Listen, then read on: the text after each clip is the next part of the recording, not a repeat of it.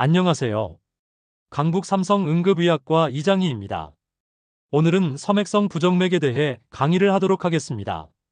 강의는 총 3편으로 이루어져 있고, 오늘은 그중 첫 번째 시간입니다. 강의는 AI 목소리로 대체하였습니다. 섬액성 부정맥은 각 환자의 클리니컬 컨디션을 고려해서 각각의 케이스에 맞게 접근해야 합니다.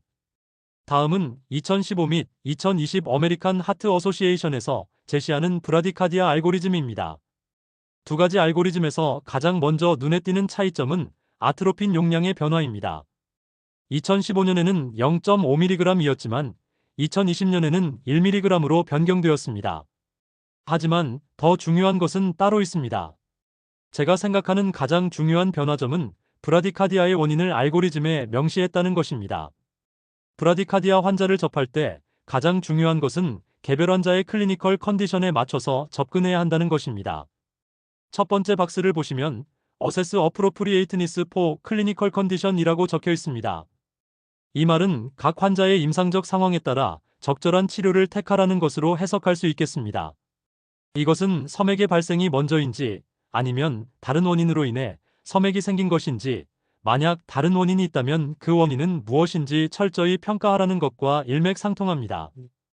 브라디카디아를 유발하는 원인은 우측 아래 명시된 것처럼 심근경색증 중 합역심근경색, 약물 중 칼슘 채널 블라커, 베타 블라커, 디곡신, 그리고 저산소증, 마지막으로 전해질 이상 특히 고칼륨 혈증 등이 있습니다. 브라디카디아가 왜 생겼는지를 파악하고 이에 맞는 치료를 하는 것이 중요하지, 무작정 아트로핀만 사용한다고 문제가 해결되는 것은 아니라는 것을 꼭 기억해 주셨으면 합니다. 실제 있었던 케이스 중 하나를 보여드리겠습니다. 환자는 50대 남자고 기저질환으로 고혈압 당뇨 그리고 만성신부전이 있어 월수금 투석을 받는 분입니다. 최근 설사를 심하게 한 후 급기야 혈압이 떨어지고 맥박까지 떨어져서 응급실로 오셨습니다. 응급실 내원 당시 심전도입니다. 심전도 한 장을 찍는데 10초가 걸리는데 심박동이 5개 보이므로 하트레이트는 30회라고 알 수 있습니다. 이 환자에게 가장 먼저 해야 할 처치는 무엇일까요? 아트로핀을 주는 것이 급할까요? 아니면 ABGA와 일렉트로라이트를 체크해보는 것이 더 중요할까요? 저는 ABGA와 일렉트로라이트를 체크해보는 것이 더 급선무라고 생각합니다. 왜냐하면 환자는 만성신부전으로 투석 중인 분이었고 최근 심한 탈수가 있었기 때문에 메타볼릭 엑시도시스 및 고칼륨 혈증으로 인한 섬액이 발생했을 가능성이 매우 높기 때문입니다. 심전도 모양도 자세히 살펴보면 P웨이브가 보이지 않는 정셔널 이스케이프 혹은 벤트리큘라 이스케이프 리듬이며 톨티가 관찰되어 고칼륨 혈증이 강력히 의심됩니다. 시행한 ABGA상 메타볼릭 엑시도시스 및 고칼륨 혈증이 확인되어 환자분께는 아트로핀 대신 칼슘 글루코네이트를 주사하였습니다. 칼슘 글루코네이트 주사 후 하트레이트가 60회가량으로 상승된 것을 확인할 수 있습니다. 아직 P웨이브는 관찰되지 않지만 심박동수는 확실히 상승하였습니다. 다음날 투석 후 시행한 심전도입니다. 심박동수는 72회가량으로 상승되었고 P웨이브도 관찰됩니다. 그 다음날에도 안정적인 심전도를 보여줍니다. 브라디카디아 환자를 볼 때는 각 개별 환자의 클리니컬 컨디션이 무엇인지를 살펴보는 것이 중요하다고 다시 한번 강조하고 싶습니다. 다음은 하트레이트 계산법입니다. 심전도는 눈금으로 이루어져 있습니다. 가장 작은 눈금 하나가 0.04초입니다. 작은 눈금들이 5개 모이면 큰 눈금 하나가 되는데 큰 눈금 하나는 0.2초가 됩니다. 그러므로 큰 눈금이 5개 모이면 1초가 됩니다. 심전도를 한번 촬영하는데 10초가 걸리므로 다음 슬라이드처럼 계산할 수 있습니다. QRS의 간격이 큰 눈금 1개 즉 0.2초라면 분당 심박수는 60분 나누기 0.2초에서 300회가 됩니다. 만약 QRS의 간격이 큰 눈금 2개 즉 0.4초라면 분당 심박수는 60분 나누기 0.4초에서 150회가 됩니다. 이런 식으로 계산하면 300, 150, 100, 75, 60, 50까지 계산할 수 있습니다. 하지만 이 방법의 한계는 더 많이 느려졌을 때는 암기하기가 어렵다는 것입니다. 43, 38, 33, 30, 27 암기하기는 쉽지 않겠죠. 그래서 섬액이 심할 때는 다음처럼 계산합니다. 심전도를 한 번 찍는데 10초가 소요되므로 박동수의 6회를 곱하면 분당 박동수가 나오는 원리를 이용합니다. 지금 같은 경우는 심전도 찍는 10초간 박동수가 8회 있었으므로 8 곱하기 6해서 분당 박동수는 48회라고 쉽게 알아낼 수 있습니다. 지금 쓴 방법은 AP부로 인해 박동이 불규칙할 때도 요긴하게 사용할 수 있습니다. 다음은 이스케이프 비트와 이스케이프 리듬에 대해 말씀드리겠습니다. 정상 심박동은 SA 노드에서 출발하여 AV 노드를 거쳐 히스번들 그리고 펄킨의 파이버를 통해 전달됩니다. 다른 심근에도 자동능이 있지만 SA 노드가 페이스메이커로 작동하는 것은 SA 노드의 박동수가 가장 빠르기 때문입니다. 하지만 만약 SA 노드에 문제가 생긴다면 다른 곳에서 페이스메이커 역할을 해주어야 합니다. 이런 일이 한 차례 있어 박동이 다른 곳에서 일어나는 일이 한 번 있으면 이스케이프 비트이고, 이런 일이 지속되어 다른 곳에서 계속 이스케이프 비트 형태로 박동이 지속된다면 이를 이스케이프 리듬이라고 말합니다. 심방에서 이스케이프 비트가 나오면 에이트리얼 이스케이프 비트, 정션에서 나온다면 정셔널 이스케이프 비트, 벤트리클에서 나온다면 벤트리큘라 이스케이프 비트라고 말합니다. 한 번 나오면 이스케이프 비트지만 SA 노드의 고장이 길어져 이스케이프 비트로 리듬이 유지된다면 액토픽 페이스메이커가 나온 각각의 위치에 따라 에이트리얼 이스케이프 리듬, 정셔널 이스케이프 리듬, 벤트리큘라 이스케이프 리듬이라고 말합니다. 다음은 라이프 인 더 패스트레인이라는 웹사이트에서 추출한 내용입니다. 제가 방금 설명드린 내용이 요약되어 있습니다. 또한 액토픽 페이스메이커의 박동수가 SA 노드보다는 느리기 때문에 에이트리얼 이스케이프 리듬의 박동수는 60회를 넘지 않고 정셔널 이스케이프 리듬의 박동수는 대략 40에서 60회, 벤트리큘라 이스케이프 리듬의 박동수는 대략 20에서 40회가량 되겠습니다. 이스케이프 리듬이 나오는 원인으로는 SA 노드의 문제, AV 노드의 문제, 그리고 처음 브라디카디아 알고리즘에서 봤던 고칼륨 혈증, 베타블라커, 칼슘 채널 블라커, 디곡신 등이 있습니다. 방금 말씀드린 내용을 분류해 놓았습니다. 이것은 은평성 모병원에 계신 장성원 교수님께서 운영하시는 블로그의 글을 캡처한 것입니다. 제가 방금 전까지 설명드린 것과 일치하는 내용입니다.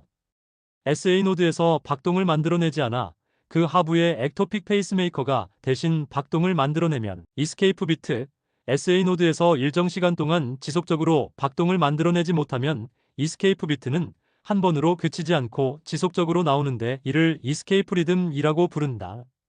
이 심전도를 보면 세 번째 나오는 박동을 정셔널 이스케이프 비트라고 평가할 수 있습니다. 그 이유는 다른 박동들은 P웨이브가 있는 노멀 사이너스 비트인데 세 번째 박동만 P웨이브가 보이지 않고 네로우 QRS를 보이기 때문입니다. 뒤에서도 설명드리겠지만 정셔널 프리머처 비트가 아닌 이유는 노멀 사이너스 비트보다 먼저 나온 것이 아니라 노멀 사이너스 비트가 나올 시기에도 정상 비트가 안 나오니까 액토픽 페이스메이커에서 비트가 나온 정셔널 이스케이프 비트입니다. 만약 사이너스 어레스트 등이 발생해서 지속적으로 정상 사이너스 리듬이 나오지 않는다면 다음 심전도처럼 정셔널 이스케이프 리듬이 발생할 수 있습니다. 세 번째와 네 번째 박동 사이에 딱 한 번 전도되지 않은 P웨브 모양이 있는데 이를 바탕으로 사이너스 어레스트가 발생하여 정셔널 이스케이프 리듬이 발생한 거구나 라고 추정할 수 있습니다. 다음 심전도는 라이프 인 더 패스트레인에서 캡처한 심전도입니다.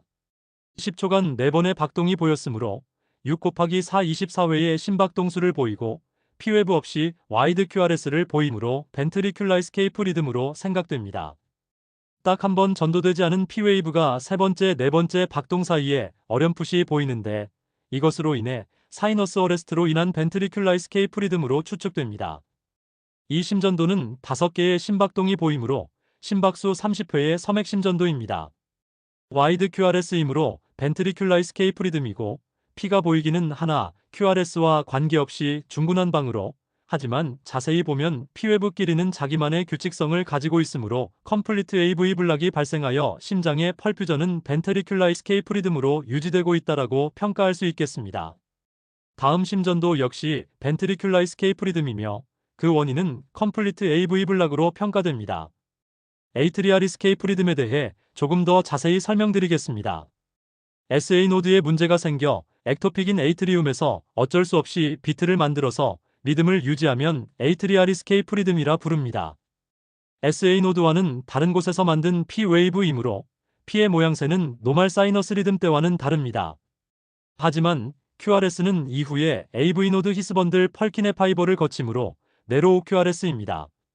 정셔널 이스케이프 리듬에 대해서도 조금 더 설명드리겠습니다. SA 노드에 문제가 생겨 액토픽인 정션에서 어쩔 수 없이 비트를 만들어서 리듬을 유지하면 정셔널 이스케이프 리듬이 되겠습니다.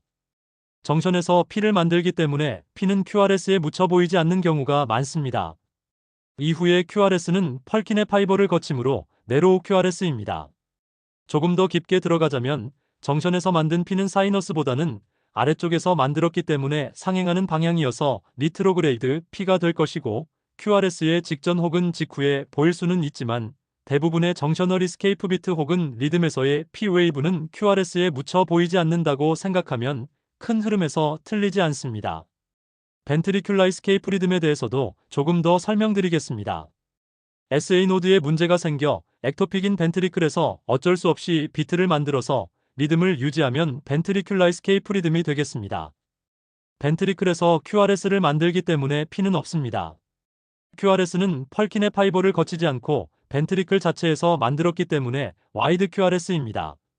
만약 SA 노드는 정상이더라도 AV 노드에서 컴플리트 AV 블락이 있다면 SA 노드에서 만들어진 P가 전혀 히스 펄킨의 파이버로 전달되지 않기 때문에 이때도 벤트리큘라 이스케이프 리듬이 발생할 수 있습니다. 다음은 이스케이프 비트와 프리머처 비트의 차이점에 대한 설명입니다. 이스케이프 비트는 사이너스 포즈, 사이너스 어레스트 혹은 컴플리트 AV 블락이 발생해서 어쩔 수 없이 액토픽 페이스메이커에서 펄퓨전 유지를 위해 만드는 비트 혹은 리듬입니다. 이와 반대로 프리머처 비트는 그 부위의 불안정성으로 인해 정상 리듬보다 더 빨리 뛰기 때문에 발생하는 비트입니다. 원래 뛰어야 하는 시점보다 더 빨리 P의 모양이 다르고 네로우 QRS이기 때문에 에이트리알 프리머처 비트로 평가할 수 있습니다. 원래 뛰어야 하는 시점보다 더 빨리 P가 보이지 않고 네로우 QRS이기 때문에 정셔널 프리머처 비트로 평가할 수 있습니다. 원래 뛰어야 하는 시점보다 더 빨리 P가 보이지 않고 와이드 QRS이기 때문에 벤트리큘라 프리머처 비트로 평가할 수 있습니다.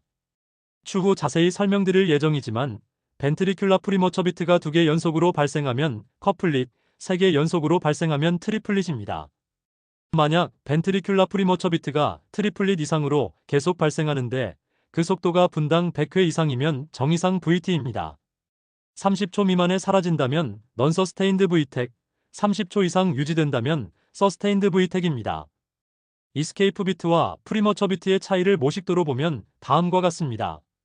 위 것은 정상적으로 사이너스 비트가 나와야 할 시기에 안 나오니 액토픽에서라도 펄퓨전 유지를 위해 비트가 발생한 정셔널 이스케이프 비트입니다. 아래 것은 정상적으로 사이너스가 나와야 할 시기보다 더 빨리 나온 정셔널 프리머처 비트입니다. 간단하지만 시험으로도 자주 나오니 반드시 숙지하셔야 합니다. 해당 비트는 P의 모양이 다르며 네로우 QRS이므로 에이트리알 이스케이프 비트입니다. 해당 비트들은 원래 나와야 할 사이너스 비트보다 더 빨리 성급히 나온 비트로서 P 웨이브가 없고 네로우 QRS이므로 정셔널 프리머처 비트입니다.